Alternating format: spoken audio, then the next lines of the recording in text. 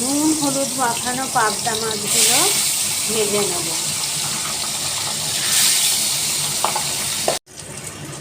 মাছগুলো ভেজে নিয়েছি, এবার তুলে নিলাম।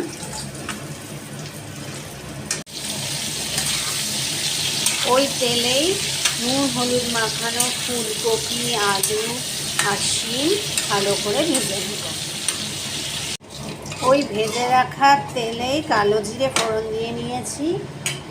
এবার কাঁচা পেঁয়াজ একটা আর টমেটো দিয়ে দিলাম। হাফ চামচ আদা আর হাফ চামচ কাঁচা লঙ্কা বাটা দিয়ে দিলাম।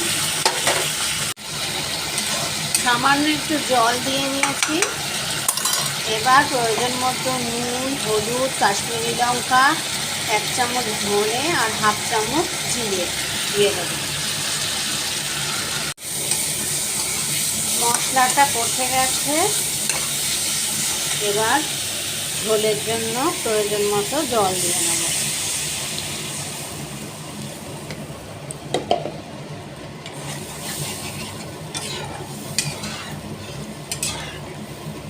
ঝোলটা ফুটে গেছে, এবার ভেজে রাখা সবজিগুলো দিয়ে দেব। সবজিগুলো ভালো মতো সেদ্ধ হয়ে গেছে। এবার পাবদা মাছগুলো ছেড়ে দেব।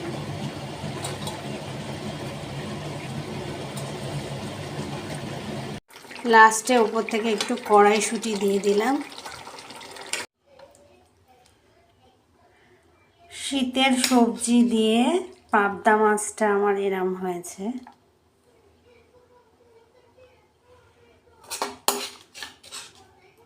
শীতকালে এরকম সবজিগুলো দিয়ে পাবদা মাছ দারুণ লাগে।